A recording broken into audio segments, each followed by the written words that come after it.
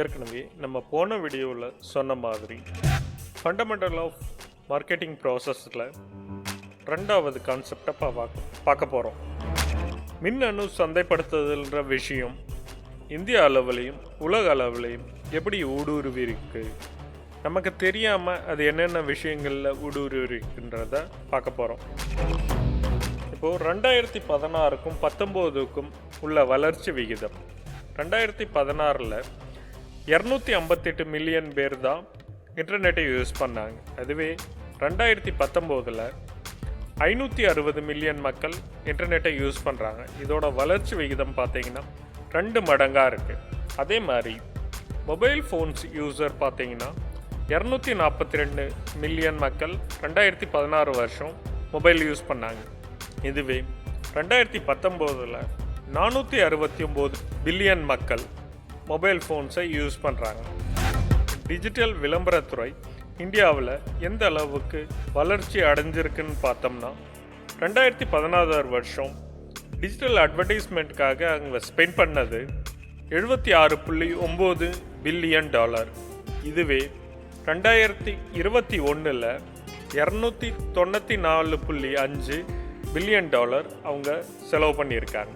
இதுவே mobile அட்வர்டைஸ்மெண்ட்டுக்கு spend பண்ண காசு 2016 $16.9 பில்லியனாக இருந்தது. 2021 $132.5 பில்லியனாக இருக்குது. அதே டிஜிட்டல் வீடியோ அட்வர்டைஸ்மெண்ட்டுக்கு அவங்க ஸ்பெண்ட் பண்ணுறது 13.8 இருந்தது. 2021 $74.4 பில்லியனாக இருக்குது. இது ஒவ்வொரு வருஷமும் எந்தெந்த அளவுக்கு டிஜிட்டல் அட்வர்டைஸ்மெண்ட்டுக்கு அவங்க செலவு காசோட விகிதம் எவ்வளோ செலவு பண்ணியிருக்காங்கன்ற பாருங்கள். இதுவே டிஜிட்டல் வீடியோவில் எவ்வளோ செலவு பண்ணியிருக்காங்க, மொபைல் அட்வர்டைஸ்மெண்ட்டில் அவங்க எவ்வளோ காசு செலவு பண்ணியிருக்காங்க, உலக அளவில் மக்கள் எவ்வளோ நேரம் அவங்க மொபைலில் டைம் ஸ்பெண்ட் பண்ணுறாங்கன்னு பார்த்தீங்கன்னா உலகத்திலே அதிகமாக பிலிப்பைன்ஸ் நாட்டு மக்கள் தான் ஒரு நாளைக்கு 9.25 மணி நேரம் மொபைல் ஃபோனில் டைம் ஸ்பெண்ட் பண்ணுறாங்க. இருக்கிறதுல ரொம்ப கம்மியான டைம் மொபைலில் ஸ்பெண்ட் பண்ணுறது யாருன்னு பார்த்தீங்கன்னா ஜாப்பனீஸ். அவங்க ஒரு நாளைக்கு 4.5 மணி நேரம் டைம் ஸ்பெண்ட் பண்ணுறாங்க. சரி, இந்திய மக்கள் எவ்வளோ நேரம் டைம் ஸ்பெண்ட் பண்ணுறாங்கன்னு பார்த்தீங்கன்னா ஒரு நாளைக்கு 6.5 மணி நேரம் நம்ம மக்கள் டைம் ஸ்பெண்ட் பண்ணுறாங்க. இதில் நம்ம எவ்வளோ மணி நேரம் நம்ம சம்பாதிக்கிறதுக்காக டைமை செலவு பண்ணுறோம். இப்போ அந்த 6.5 மணி நேரத்தில் மக்கள் எந்தெந்த விஷயங்களில் எவ்வளோ நேரம் செலவு பண்ணுறாங்கன்றத பார்க்கலாம். இப்போது இந்திய மக்கள் 6.5 மணி நேரம் டைம் ஸ்பெண்ட் பண்ணுறாங்கன்னா அதில் 50% நேரத்தை அவங்க சோஷியல் ஆப்ஸில் யூஸ் பண்ணுறாங்க. லைக் ஃபேஸ்புக்கு, ட்விட்டர், இன்ஸ்டாகிராம் மாதிரியான ஆப்பில் 50% நேரத்தை செலவு பண்ணுறாங்க. இதில் 20% நேரத்தை அவங்க யூடியூப்பில் வீடியோஸ்க்கோ இல்லை படம் பார்க்குறதுக்காக டைம் ஸ்பெண்ட் பண்ணுறாங்க. அதில் 9% நேரத்தை அவங்க வீடியோ கேம்ஸ் விளையாடுறதுக்கு ஸ்பெண்ட் பண்ணுறாங்க. மீதி 19% நேரத்தை அவங்க மற்ற ஆப்ஸில் யூஸ் பண்ணுறாங்க. அது பிஸ்னஸ் ஆப்பாக இருக்கலாம், இல்லை இன்வெஸ்ட்மெண்ட் ஆப்பாக இருக்கலாம். இதில் மீதி 19% நேரத்தை அவங்க யூஸ் பண்ணுறாங்க. சரி, எதுக்கு இவ்வளோ டீட்டெயிலாக இந்த விஷயத்தை கற்றுக்கணும்? எதுக்கும் டிஜிட்டல் மார்க்கெட்டிங்கும் என்ன சம்மந்தம் இருக்குன்னு நீங்கள் யோசிப்பீங்க. இதில் நிறைய விஷயங்கள் அடங்கியிருக்கு. சின்ன சின்ன நுணுக்கமான விஷயங்களை பொறுத்து தான் அட்வர்டைஸ்மெண்ட் துறை வளர்ச்சி அடைஞ்சுருக்கு. இப்போது இந்தியாவில் ஏதாவது ஒரு புது பொருளை இல்லை ப்ராடக்டை லான்ச் பண்ணுறாங்கன்னா அதுக்கு மக்களோட வரவேற்பு எப்படி இருக்குன்னு தெரிஞ்சுக்கிறதுக்கு அவங்க எந்த மாநிலத்தில் அந்த ப்ராடக்டை லான்ச் பண்ணுவாங்க, உங்களுக்கு ஏதாவது ஐடியா இருக்கா? அவங்க புதுசாக எந்த ப்ராடக்டை லான்ச் பண்ணாலும் ஃபஸ்ட்டு அவங்க லான்ச் பண்ணுற ஸ்டேட்டு எதுன்னு பார்த்தீங்கன்னா தமிழ்நாடு. ஏன் தமிழ்நாட்டில் அவங்க செலக்ட் பண்ணி லான்ச் பண்ணுறாங்கன்னு ஏதாவது ஐடியா இருக்கா? ஏதாவது யூகிக்க முடியுது அவங்களால? ஏன்னா தமிழ் மக்கள் தான் தமிழ் சேனலை தவிர வேறு எந்த சேனலையும் பார்க்க மாட்டாங்க. அது அவங்களுக்கு எப்படி அட்வான்டேஜாக இருக்குன்னா, அவங்க ஒரு விளம்பரத்தை கொடுத்தாங்கன்னா தமிழ் மக்கள் எந்த சேனலை மாற்றினாலும் அந்த விளம்பரம் எல்லா சேனல்ஸ்லேயும் வர்றது ஈஸி.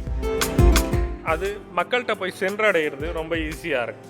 இன்னொரு விஷயம், அவங்க இந்தி சேனல்லையோ மற்ற எந்த சேனல்லையோ இல்லை மற்ற ஸ்டேட்ஸில் அவங்க அட்வர்டைஸ்மெண்ட் கொடுத்தாங்கன்னா மக்கள் வேறு சேனலை பார்க்காங்க. இப்போது தெலுங்குக்காரங்க இருக்காங்கன்னா ஹிந்தி சேனலை பார்ப்பாங்க, தமிழ் பார்ப்பாங்க, மலையாளம் பார்ப்பாங்க. ஆனால் நம்ம ஆளுங்க வேறு எந்த சேனல்லையும் பார்க்க மாட்டாங்க. அதனால தான் ஒரு விளம்பரம் போய் மக்கள்கிட்ட சென்றடைகிறது அவங்களுக்கு ஈஸியாக இருக்குது. இன்னொன்று, இப்போ வேறு சேனலை பார்த்துட்டு அந்த பொருளை போய் அவங்க கடையில் கேட்டாங்கன்னா, கடையில் இல்லைன்னு சொல்லிட்டாங்கன்னா அந்த பொருள் அப்போவே அவங்களுக்கு அது ஒரு பெரிய ட்ராபேக்காக போயிடுது. விளம்பரம் மட்டும் கொடுக்குறாங்க, நமக்கு பொருள் கிடைக்கலன்ற எண்ணம் மக்களுக்கு வந்துடும். அதனால தான் அவங்க மெயினாக ஃபஸ்ட்டு தமிழ் மக்கள்கிட்ட தமிழ்நாட்டில் ஒரு விளம்பரத்தை கொடுத்து அந்த பொருளுக்கான வரவேற்பு எப்படி இருக்குன்னு மக்கள்கிட்ட இருந்து தெரிஞ்சுக்கிறாங்க. ஸோ இந்த மாதிரி நுணுக்கமான விஷயங்களை விளம்பரத்துறையில் இருக்கவங்க தெரிஞ்சுக்கிறாங்க. நம்ம இதெல்லாம் தெரிஞ்சுக்க தவறுறோம். அதை நீங்கள் தெரிஞ்சுக்கணுன்றதுக்காக தான் இந்த மாதிரி நுணுக்கமான விஷயங்களை நான் கொஞ்சம் தெளிவாக சொல்லி கொடுக்குறேன் உங்களுக்கு. அடுத்தது, உலக மக்கள் தொகையை பார்த்தீங்கன்னா 7.75 பில்லியன். அதில் ஓரளவுக்கு நகரமாக மயமானது பார்த்தீங்கன்னா 55%. இதில் உலக மக்கள் தொகையில் பார்த்தீங்கன்னா 5.19 பில்லியன் மக்கள் மொபைல் ஃபோன்ஸை யூஸ் பண்ணுறாங்க. இப்போ உலக மக்கள் தொகையில் 67% மக்கள் மொபைல் ஃபோன்ஸை யூஸ் பண்ணுறாங்க. உலக மக்கள் தொகையில் 4.54 பில்லியன் மக்கள் இன்டர்நெட்ஸை யூஸ் பண்ணுறாங்க. அது பார்த்திங்கன்னா உலக மக்கள் தொகையில் 59% பேர் இன்டர்நெட்டை யூஸ் பண்ணுறாங்க.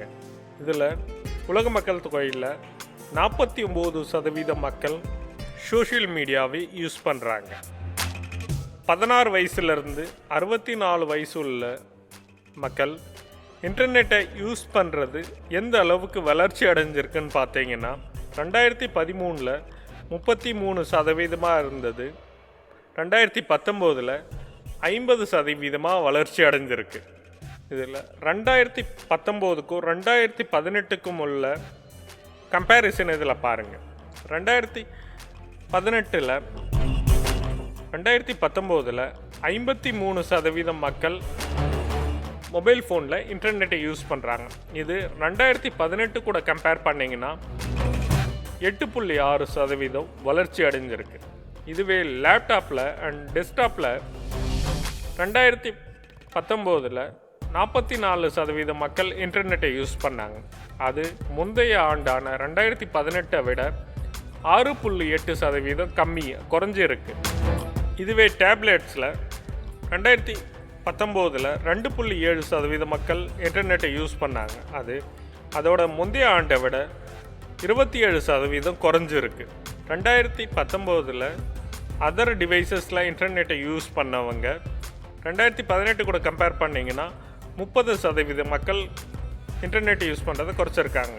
இதில் இன்டர்நெட்டை யூஸ் பண்ணுறாங்க. சோஷியல் மீடியாவில் 50% அவங்க நேரத்தை செலவு பண்ணுறாங்கன்னா அதில் எந்தெந்த மாதிரியான சோஷியல் மீடியாவில் அதிகமாக மக்கள் டைம் ஸ்பெண்ட் பண்ணுறாங்கன்னு பார்த்தீங்கன்னா முதலிடத்தில் இருக்கிறது ஃபேஸ்புக். அதில் 2499 மில்லியன் மக்கள் ரெகுலராக ஃபேஸ்புக்கை யூஸ் பண்ணுறாங்க. அது எவ்வளோன்னு இந்த கணக்கு பார்த்தீங்கன்னா மாதத்துக்கு எவ்வளோ பேர் ஃபேஸ்புக்கை யூஸ் பண்ணுறாங்கன்ற கணக்கு. அதுக்கு அடுத்த கட்டத்தில் இருக்கிறது யூடியூப், 3வது வாட்ஸ்அப், 4வது இன்ஸ்டாகிராம், 5வது டிக்டாக், 6வது ட்விட்டர். இந்த அளவு தான் மக்கள் ஒவ்வொரு சோஷியல் மீடியா பிளாட்ஃபார்மையும் யூஸ் பண்ணுறாங்க. ஸோ இதெல்லாம் நம்ம தெரிஞ்சு வச்சுக்கினா தான் எந்த இடத்துல நம்ம விளம்பரம் கொடுத்தா நிறைய மக்களை போய் சேருன்றதை நமக்கு தெரிய வரும். அடுத்த வீடியோவில் மற்ற விஷயங்களை இன்னும் கொஞ்சம் டீட்டெயிலாக பார்ப்போம்.